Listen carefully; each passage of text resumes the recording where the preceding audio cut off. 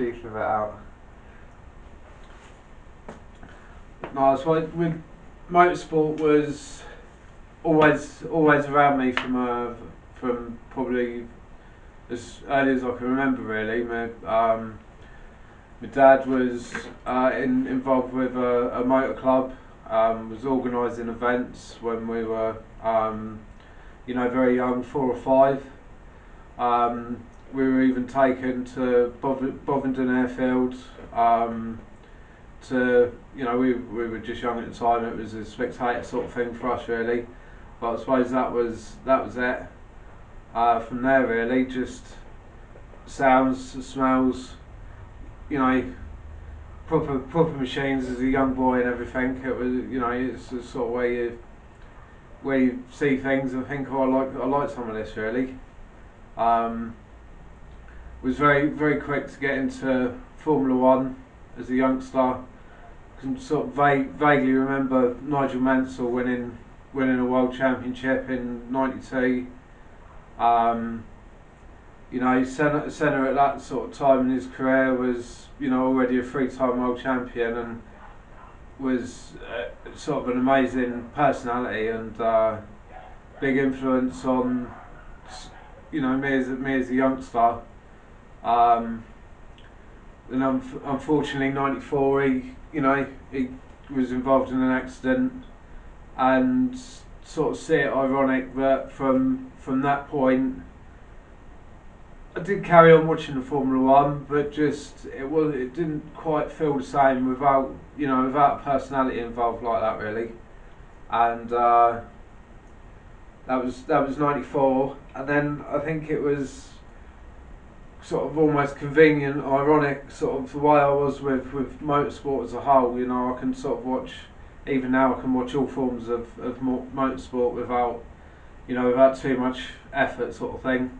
And I think that's what happened there. And '95 was the year that Colin McRae, became world champion, and sort of with the sort of falling out with Formula One at the time, and this British driver that was taking the world by storm in another form of motorsport, sort of opened my eyes to a different discipline of motorsport.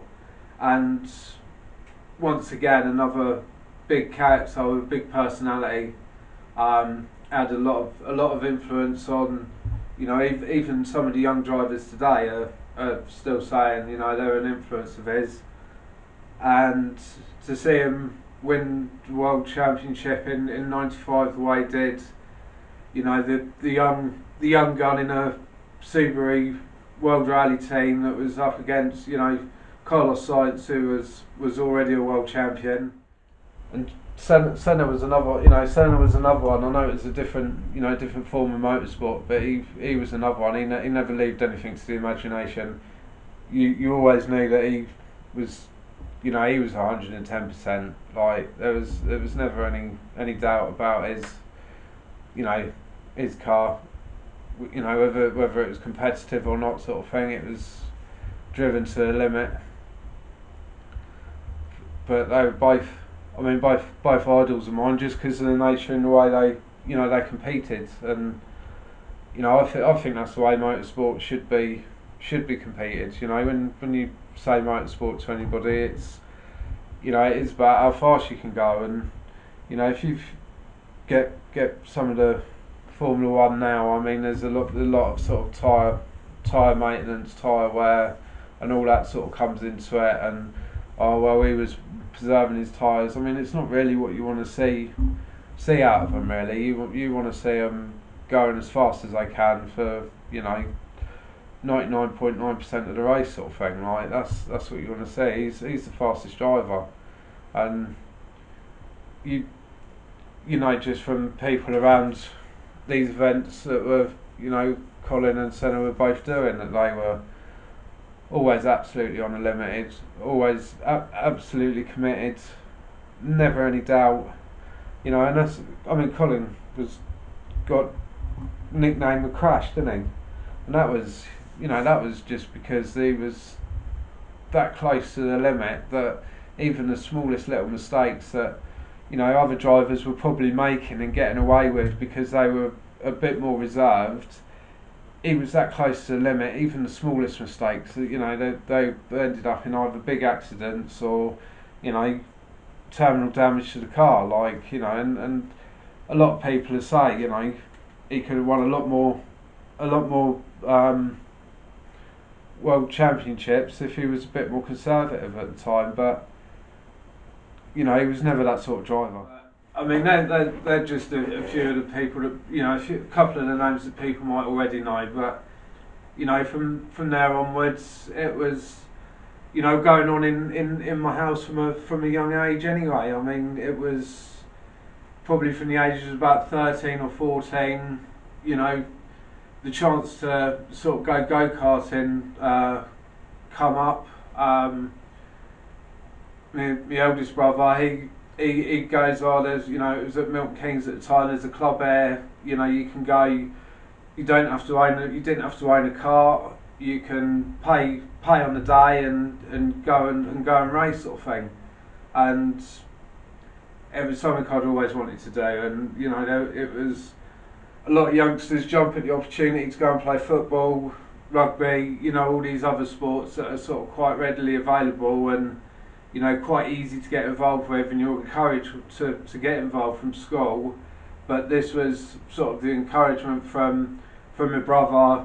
My mum and dad were to go and do it and get involved. And once you go and compete at any level in motorsport, it becomes very natural, and you can get involved very quickly, and it's hard.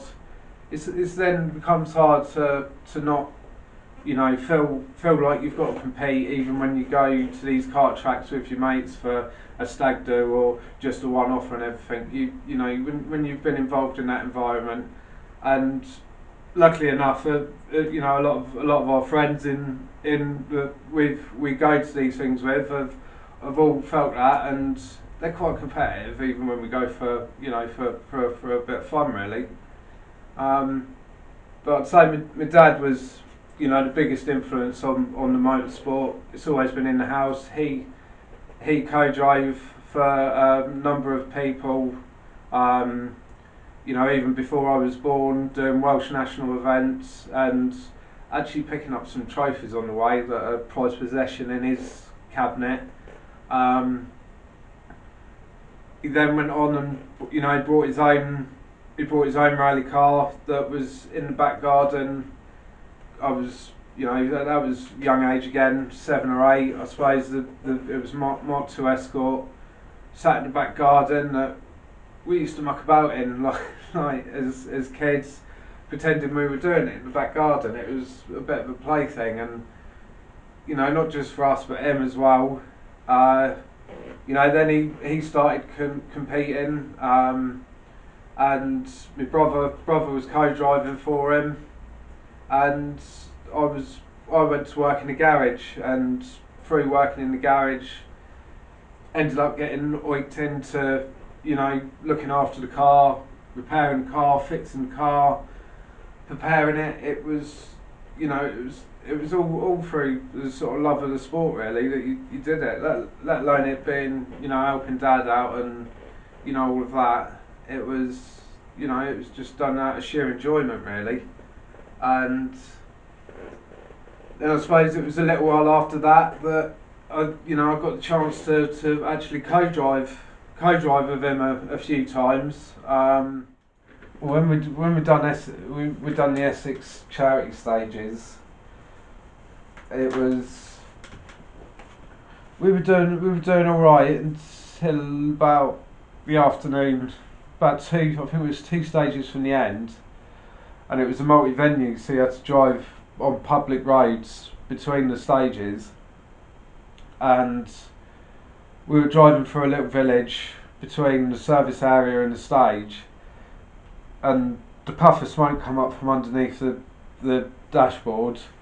Dad sort of sat there and went, "Oh, I think we're on fire," and sort of panicked, and I pulled the internal fire extinguisher cord, and it seemed to go out, and sort of went round, and you know, even at the time, he said to me, he goes, "I think you saved the car. I think you saved the car, like it was on fire, sort of thing." And there wasn't actually a lot of fire damage, just a little bit of wiring had melted, and you know, it was all, you know, because he would let the extinguisher off, it was all sort of wet. And he goes, "Oh, let me start it," and it started again. So we drove it back to service.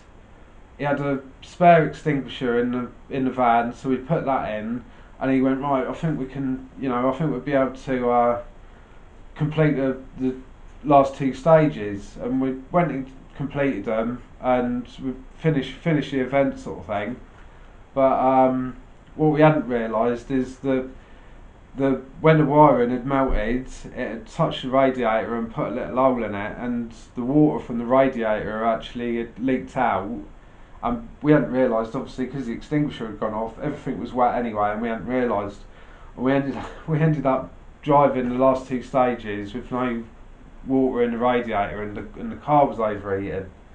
And we thought we'd got away with it. Sort of took it to the next event, and we suffered all morning. There's no power, and we ended up finishing. I think it was the third event after that. We went out on the first stage, and actually the engine let go on us, sort of thing, and it turned out that we'd run it with no water in, and it had just been a prolonged head gasket failure.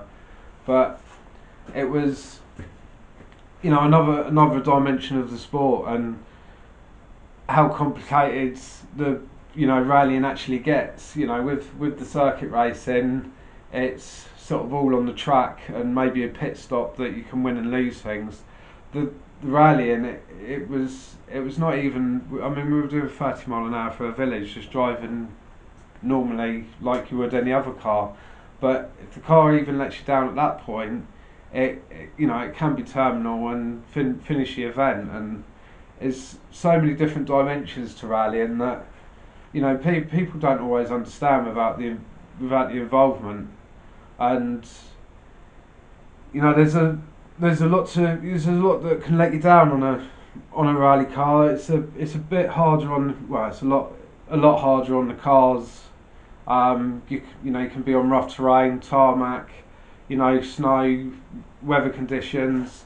I mean, sometimes in the Formula One, if it gets too wet, they say, "Oh, we'll wait for the rain to pass," and it all stops.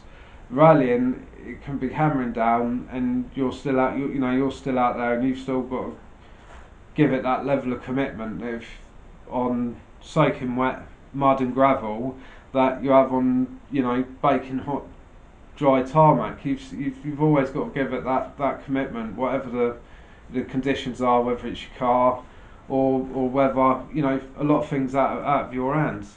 Yeah, hopefully it should just be down to driver ability, really. And I mean, I'm pretty confident in my ability, and you know, I've done go-karting as, you know, a competitive level, and you know, I know it's not always good to be egotistical, but you've got to. I think with motorsport, you've got to have a confidence in your ability and yourself. Otherwise, you're never going to succeed. And I felt like I've put myself a car together on, you know, a shoestring budget to, you know, that with my driving ability, I think I might be able to go and make some waves with. And if you can make waves at this level, it's, you know, people do raise an eyebrow. I mean, I've always been one as a spectator that, you know, when I've been servicing for rallies for other people, even when I've been marshalling, it's the ones that raise my eyebrow are the people in the lesser cars that are outperforming not necessarily themselves but the others around them, and the people with a lot of money with, you know, I've got a lot of money, so I'm going to buy myself a expensive car and go rallying, and, you know, not always got the ability of somebody that you know, possibly hasn't got the money, and that's what does happen with motorsport.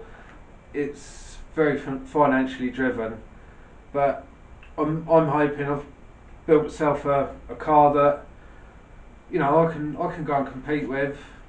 You know, my ability, I've got the confidence in, and you know, I'm hoping that we can sort of push on and make some headway with it. Really, it's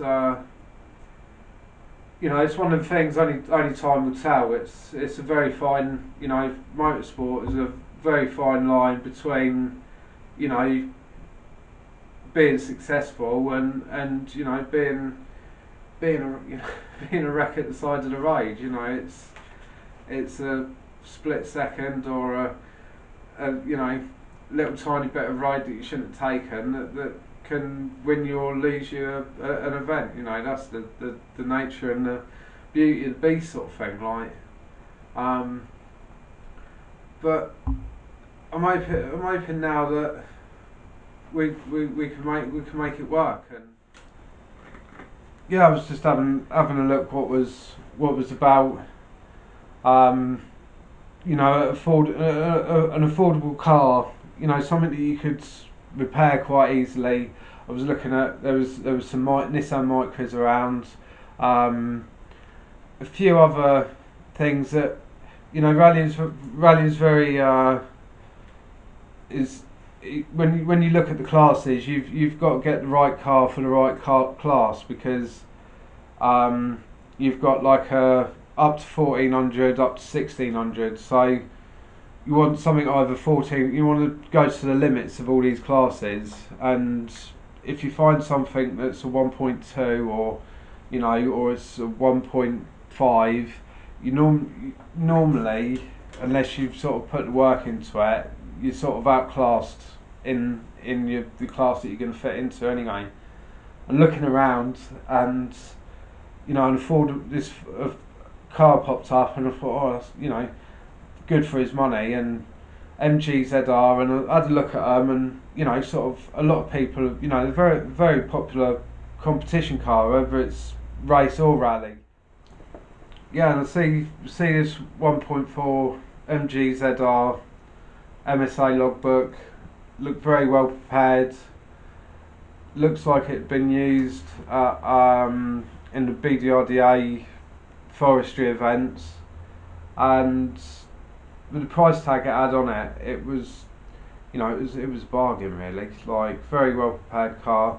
A lot of these cars, you know, were going for a lot more money, and I thought this is the one that's, you know, it's an affordable entry, and you know, an entry level car really, and I'm doing very well for my money. And if I don't jump at this opportunity, like, I don't, you know, I'm not going to find another one like it for a long time. And you know, that's what life's about sometimes, is just biting that bullet, and you know, taking them opportunities with, you know, with both hands. And if you know, sometimes if you don't, you sort of live to regret it. And I sort of felt like that about this car really. I thought if I don't do, you know, if I don't grab it, somebody else will, and somebody else will get the enjoyment, and you know,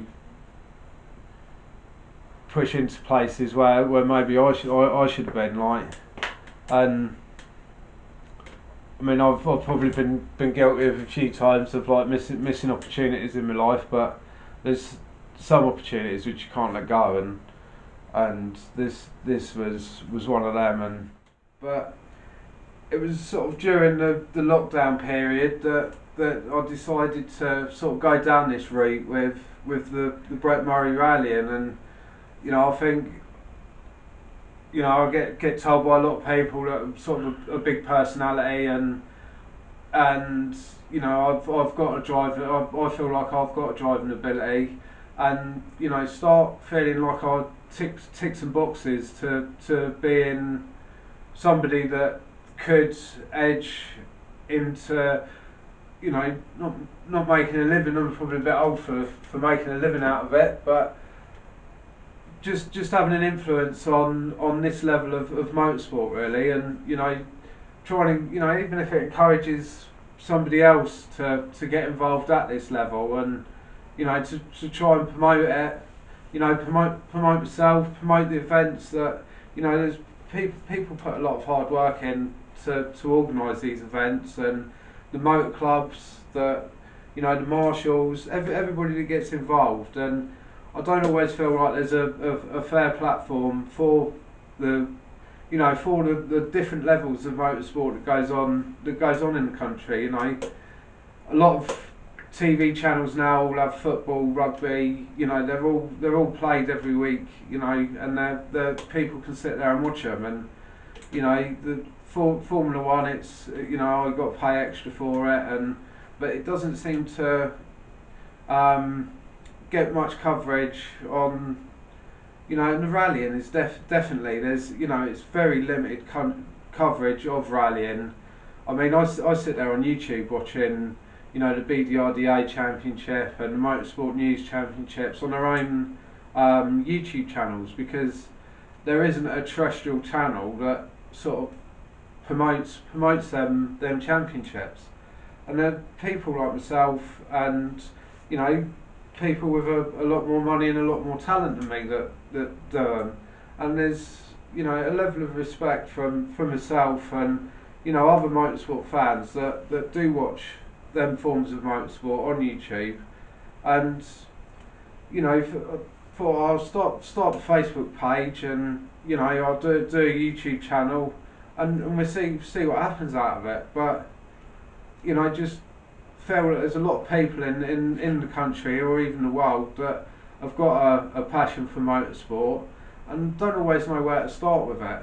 And I think it sometimes needs somebody to take somebody under their wing and get them involved. And even if I get a few people feeling like it's a bit more achievable through doing these channels, that'd be the rally day. That's like that's where it's a different person comes out when when you're in that environment, and it is a different a different persona that happens when you're behind the wheel. And when the visor goes down, the door's shut, and it's you co-driver in the car. It's a different feeling. It's very hard for me to sit here and say what you're going to do, because when you get in that heat of the moment and that feeling of the adrenaline is massive, sort of thing. And it is then if you're looking at if you're looking at the end of the day and you're the person in front of you is catchable, that's when it does take over, and your judgment of risk at that specific moment becomes a lot greater. And you do start cutting a few more corners and taking a few more risks, because you see it as there's a gain to be had, and to gain what you need to gain, you're willing to put it all on the line and take a bigger risk than possibly at the start of the day, when you arrive and you think, oh, it'd be nice just to finish and we'll see how the day goes. And it's a progressional thing throughout the day, because you're doing 5 or 6 stages. And if you're in the last stage and the guy ahead of you is catchable, or the guy behind you could catch you, it puts you in a completely different mindset, because the racing driver takes over, and there's no risk too big that you're going to either lose or not gain that place. And you put everything out there. You want the car to give you everything it's got, and you give the car everything you've got. That's racing, and anybody that's ever done it will understand. It's a different person. If you approach a racing driver just after they've got out of the car, which a lot of people say you shouldn't do, it's a different beast from the person that you might have seen getting a cup of coffee at 9 o'clock in the morning before anything's happened. very straight. You know, people say could say it's split personality. Like, you know, it is almost that sort of thing. It's very different, and you know, I think you've got to have a level of confidence in your own driving, and you know, feel like you've got the ability to do that, to be able to get yourself into that mindset. Because I think that's when you question and doubt yourself, that's when you're going to make mistakes or lose a little bit of time, and either end up not finishing, or you know, or losing out. And I think to speak that you've got to be that committed, and you know, willing to push push it as far as you can, sort of thing, to get involved. I mean, that, you know, it was sort of half the reason why I've sort of gone for the sort of car I have, because I think it's also a manageable thing for me to be able to still drive with that mindset, because it is an affordable car, and it's affordable to repair. So I think it will open the door for me to push in the way that I want to, and you know, to drive the way I want to. I mean, if it was, you know, if it was a £20,000 car, I think I'd be a little bit scared to push it and brake it, and you know, I'd just want to sort of take it home on the trailer every day and get it home safe, like. But I think because of the sort of car we've got, we'll be able to, you know, drive to the nature of the sport, really, and most of all, hopefully enjoy ourselves. What am I getting at?